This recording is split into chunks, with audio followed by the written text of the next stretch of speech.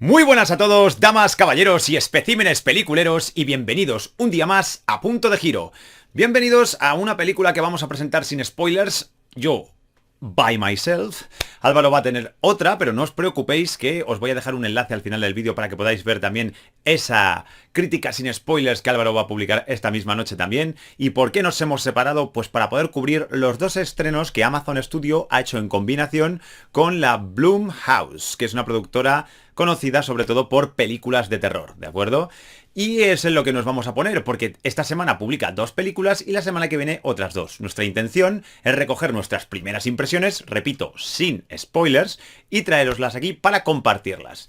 Así que, ¿cuál me ha tocado a mí? Pues me ha tocado Black Box. Así que para empezar a hablaros de Black Box, recuerdo otra vez más, sin spoilers, os empiezo introduciendo un poquito la sinopsis, ¿vale? ¿De qué va Black Box? Pues Black Box básicamente va de nuestro personaje principal, que se llama Nolan, que es un hombre que tras sufrir un accidente muy grave, su mujer fallece, él permanece varios meses en coma y cuando despierta no recuerda absolutamente nada de lo que su vida era.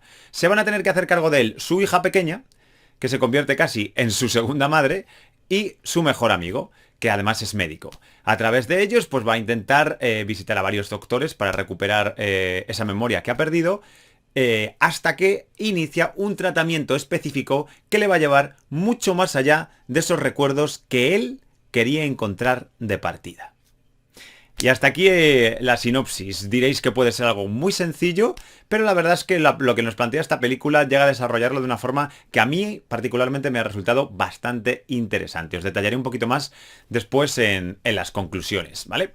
Ya sabéis que nos gusta un poco hacernos a lo técnico y como ya estamos acostumbrados a ello, pues os voy a comentar apartado por apartado. Para empezar, por el guión. ¿Qué os puedo destacar del guión de esta película? Bueno, lo primero que tenéis que saber es que está escrito por el propio director, Emmanuel Osei Kufur, por Stephen Herman y además junto a ellos Wade Alan Marcus.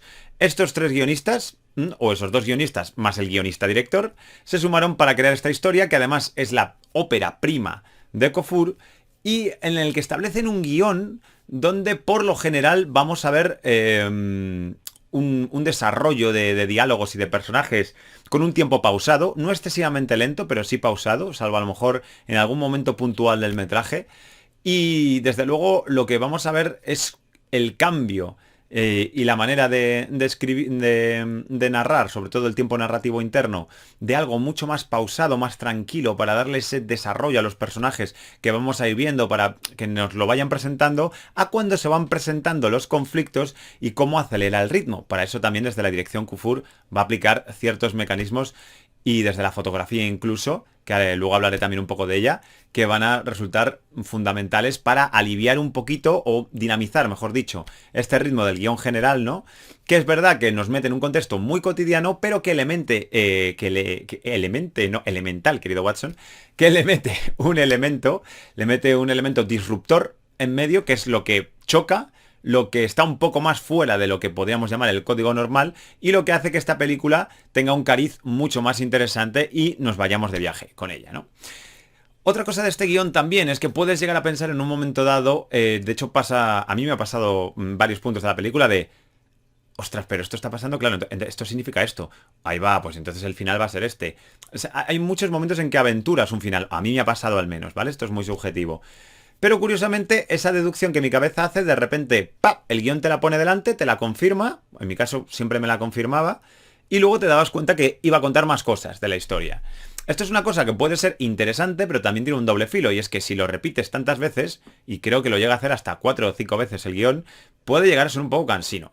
Puede llegar a resultarte un poco como, ¿en serio? ¿Otra vez? Pero la verdad es que los elementos que van integrando son interesantes y por eso quizás lo compre. Os decía que esto que van, no vamos a decirle subtramas, porque no son subtramas en realidad, estos elementos, estos descubrimientos que se van haciendo a lo largo de la película, ¿de acuerdo? Van manteniendo a la película en un crescendo a todos los niveles, ¿vale? A nivel de dirección, a nivel de interpretación, a nivel de historia, salvo un momento justo antes del final que creo que, en mi opinión, es un poco fallido. Mirad que la película no es larga, dura 1 hora y 40. Pero justo hay un momento en el que también, otro de estos momentos que parece que ya están todas las cartas sobre la mesa y que ya no van a descubrir nada más, pero aún queda película, y dices tú, ¿y qué me van a contar aquí, no? Y se dilata. Quizás innecesariamente, quizás las cosas que nos cuentan, yo creo que son necesarias, pero que quizás lo hubieran podido hacer con unas escenas más dinámicas, más ligeras, sin detenerse tanto en ellas, para que ese crescendo no se hubiera partido y poder seguir de ahí hasta el final. Repito, esto es una opinión subjetiva. Cuando la veáis, me podéis dejar también por aquí comentarios, todos los que queráis, que ya sabemos, bueno, ya sabemos nosotros, Álvaro y yo, y vosotros, que estamos encantados de contestaros siempre. A nivel dirección, como digo, el señor Emmanuel Osei-Kuffour apoya mucho estos cambios de ritmo. Sobre todo, ¿por qué? Pues porque él ha montado esta película, o sea, el montaje de la película y cómo ha tomado sus decisiones de dirección, está claro que lo ha hecho de una manera en la que diferencia dos aspectos fundamentales, ¿vale? El aspecto cotidiano, familiar, hogareño, llamadle como queráis, ¿vale? En el que se toma ese tiempo, en el que vemos planos mucho más naturales, en que no hay grandes alardes técnicos, en que no veis ninguna utilización de la cámara espectacular. Pero luego tiene esos momentos en los que sobre todo tiene mucho que ver con lo que es la terapia que va a iniciar nuestro querido Nolan, el protagonista, ¿vale? Donde se puede permitir más efectos, no solamente efectos especiales, ¿vale? Sino también muchos efectos con la cámara. Efectos, por ejemplo, como, esto lo he llamado yo, fundido diegético, que en un momento hace, porque es un fundido natural que en la película sucede de forma natural, ¿vale? Pero es un fundido también a nivel técnico, ¿vale? Planos detalle, jugando con sus realidades, planos subjetivos, generando atmósferas y espacios muy distintos a lo cotidiano para establecer un patrón de contraste. Y eso creo que está muy muy bien llevado. Muchos planos de detalle de ojos, también de los ojos, que nos permite empatizar aún más con todo lo que va a ir viviendo el personaje. Creo que es muy, muy importante y muy interesante también. Y creo que de esta manera muy inteligentemente. Y además, a pesar de que es su ópera prima y que del elenco, no sé si vosotros conoceréis alguno, pero yo no, pues tiene suerte y creo que encuentra con un elenco de personajes bastante solventes. Vamos a ver sobre todo una dupla que a mí me funciona muy bien durante la primera mitad de la película y que después de esta primera mitad se va a convertir en algo que quizás vemos menos, pero que sigue teniendo su punto de importancia, que es la relación entre la actriz infantil, ¿vale?, con el actor principal. La actriz infantil, que en este caso es interpretada por Amanda Christine, ¿vale? Y el actor principal, que es Mamadou Aziz. Se genera una dupla muy interesante entre ellos, que además es fundamental para sostener un poco el personaje. ¿Es lo más fundamental? Bueno, en realidad lo más fundamental es la relación que Mamadou tiene consigo mismo. El actor Mamadou, ¿vale? El personaje de Nolan, tiene consigo mismo durante toda la película, porque tiene una serie de evoluciones y de giros interesantes. No es algo que no hayamos visto antes, pero sí hay que trabajarlos. Y eso requiere también por parte del actor cambios de registro, que en mi opinión hay a veces que van un poco forzados en este actor. Es como lo intenta hacer mucho desde la forma, ¿vale? Sin una clara intención interna, pero por suerte, yo creo que aquí Kuffour estuvo muy listo y le sacó muchos primeros planos, muchos planes de detalle, donde podemos ver cómo gestos, cambios, detalles en la manera de decir o de mirar o incluso de gesticular, nos proponen cosas distintas desde este personaje. Y me parece que en ese sentido puede llegar a salvarlo bastante bien. La que también juega mucho con sus cambios de registro y creo que lo hace bastante bien, es la actriz que hace de la doctora. El resto del elenco en general es bastante correcto, ¿vale? No tengo mucho más que decir sobre ellos, es muy correcto en general. Y creo además que, bueno, quiero nombrar específicamente este personaje, esta actriz que se llama Felicia Rashad, que es el personaje de la doctora, porque básicamente tiene también esa diferenciación que os hablaba de la dirección, o marca la diferenciación entre lo cotidiano, que sería todo este espacio entre Nolan y su hija, ¿vale? Y Ava, que es como se llama, Ava, y el espacio del laboratorio, de la terapia y tal, que pertenece a la doctora, ¿no? Porque lo va a seguir diferenciando a través de otros elementos cinematográficos que vamos a ir viendo a través de toda la cinta y me parece súper interesante. Por ejemplo, el apartado visual. Aquí es clave. O sea, el hecho de que toda la parte de terapia, que toda la parte de sesión, que toda la parte en que se trata con la doctora empieza ya en una clínica completamente teñida de azul, con momentos que se viven siempre en la clínica de una forma en la que lo azul es lo preeminente, que por cierto luego se va a convertir en un color guía, y que incluso durante las terapias ese azul se intensifique más allá de del propio azulado que tiene ya en sí la clínica, ¿vale? Y que por otro lado, todas las escenas más cotidianas, más hogareñas, más de la relación consigo mismo del personaje o con sus conocidos o círculo más cercano, ¿vale? De Nolan, sean color tierra, color amarillo, más terroso, que incluso en este caso se intensifica cuando él recuerda por sí mismo cosas sin necesidad de terapia, que sucede creo en un par de ocasiones solo, si no me equivoco, o incluso en una solo. Y también se intensifica los momentos en los que está a solas con su hija. Los momentos que están a solas con su hija, ese amarillo se intensifica, como más emocionalidad. Y creo que está muy bien llevado. Hace poco lo comentamos en Gattaca, en el canal. Obviamente no llega al mismo nivel, pero sí que sigue resultando de lo más interesante, al menos en mi opinión.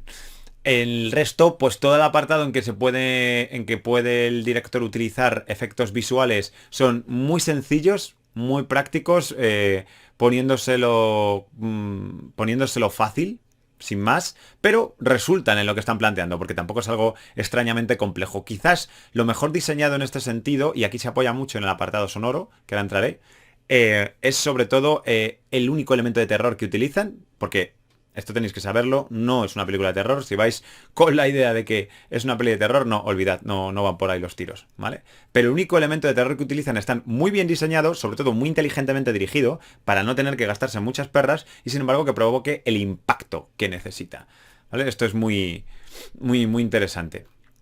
¿Por qué digo que se apoya en el apartado sonoro? Ahora entro con él, que es el último de hoy. Pues porque este elemento de terror tiene un diseño de sonido como casi parece cuando suena que estuviéramos escuchando una especie de pisadas sobre, no sabría qué deciros, material orgánico, pero también cosas que crujen al mismo tiempo, muy curioso, y que además produce ese efecto creepy que intenta el director. Creo que funciona muy bien, aparte de que el elemento en sí, en conjunto, creo que funciona bastante bien, sobre todo por todos los significados que luego vas a ir viendo que posee, ¿no? Y después, a nivel musical, es muy curioso como la primera mitad de la cinta utiliza solo las cuerdas y los elementos orquestrales de tensión en las partes de clínica o de terapia, y como a partir de, no diría la mitad, pero 3/4 de cinta, 50 minutos, de repente esa tensión se va contagiando a toda la cinta, porque van un crescendo. Cosa que está muy bien hasta ese pequeño bache, repito, muy subjetivo, que tiene al final, que no le permite, o sea, que por suerte sí le permite después remontar, pero que ahí cae un poquito, ¿vale? En conclusión, ¿qué os diría de esta peli? Pues bueno, os diría que es una peli entretenida, que si os gustan los thrillers y les pedís un poquito más allá de esos thrillers típicos de sobremesa de cadenas privadas, lo vais a tener. Tiene puntos buenos, tampoco esperéis una gran maravilla, no es la gran película, sí es muy entretenida, está muy correcta a nivel de interpretación y, lo que os digo, a nivel dirección y producción, tiene unos puntos que merece la pena de estas tardes que digas, pues no sé qué ver hoy. Pues mira, a lo mejor me pongo a ver Black Box, que habló sobre ella David en el canal de Punto de Giro y me apetece echarle un ojo.